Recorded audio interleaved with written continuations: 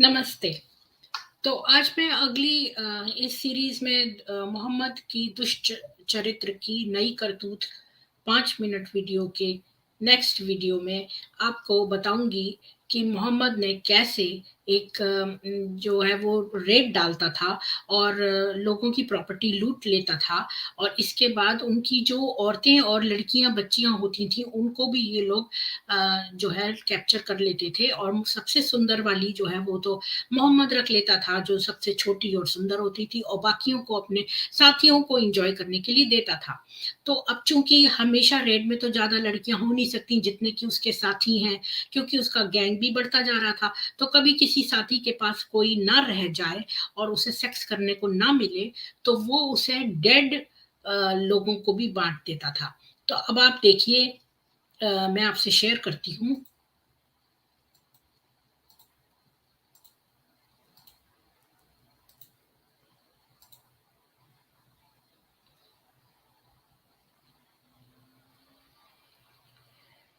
तो ये है सही बुखारी की वॉल्यूम 2 बुक नंबर 23 और वर्स नंबर 374। तो पहले मैं इंग्लिश में पढ़ दूंगी और फिर उसका मतलब बताऊंगी।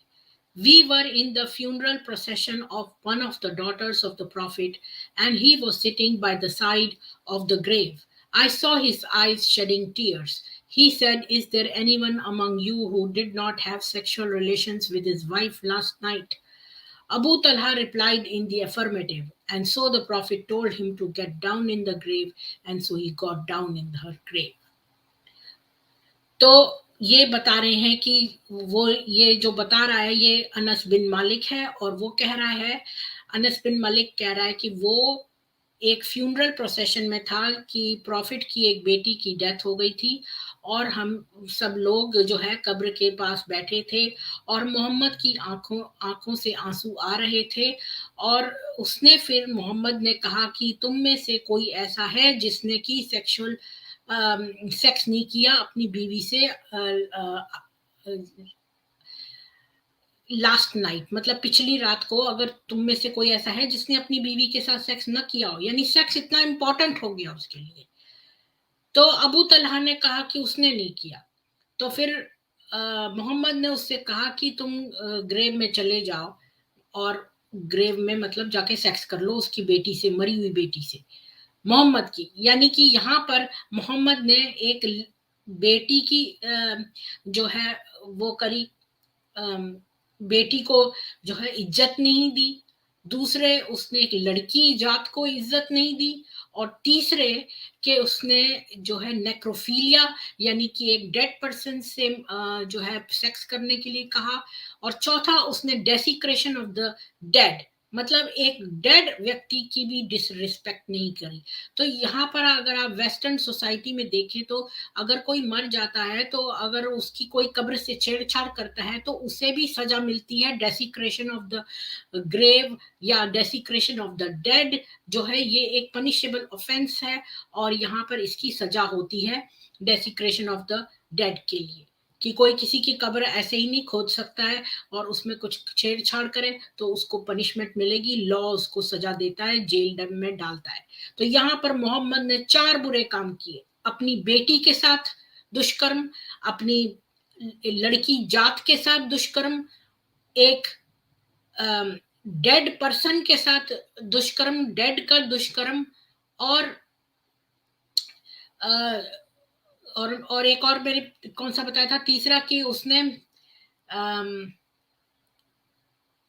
कि एक उसके साथ सेक्स करना, मतलब ये तो और भी गलत बात है। खाली अगर किसी की कब्र खोद के उससे छेड़छाड़ करो वही एक पनिशेबल ऑफेंस होता है, उसके साथ सेक्स करना नहीं। ये यहाँ तो इसने सेक्स करा तो उसने एक आदमी यानी कि मोहम्मद के लिए हर दिन सेक्स करना बहुत जरूरी है, ये सबसे बड़ा इंपॉर्टेंट काम है और यहाँ पर उसने जो है वो उसके लिए इतनी बड़ी बात हो गई ये सेक्स करना कि अगर कोई ना मिले जीवित तो मतलब मरे के साथ ही आप सेक्स करो। तो मतलब ये कितनी गिरी हुई हरकत करी है मोहम्मद ने। मतलब ये आप इसको प्रॉफिट या नबी बोलते हैं, मतलब ये तो मेरे को कोई सिक मेंटेलिटी का पर्सन लगता है, जिसने क्राइम आफ्टर क्राइम किए और उसको कोई भी सजा नहीं मिली इस बात की उचित। और लोग जो है बुरा मानते हैं कि हमारे प्रॉफिट को तुम इंसल्ट कर रहे हो। अगर इंसल्ट तो उसकी होती है जिसकी कोई रिस्पेक्ट हो। ये कोई रिस्पेक्ट है? ये कोई रिस्पेक्टेबल पर्सन है? आप खुद ही सोच लो इस बात को कि ये कोई रिस्पेक्टेबल पर्सन है जो अपनी बेटी की भी बात चिंता न करे, लड़की जात की चिंता न करे, डेड पर्सन की चिंता न करे, और ऊपर से सेक्स भी करे डेड के साथ। मतलब कि कितनी गंदी बात है। और उसने उस अबू तलहा जो दो लड़का था उससे ये काम करवाया। कितनी बुरी की बात है ये, बेशर्मी है ये, लानत है ऐसी बात पे।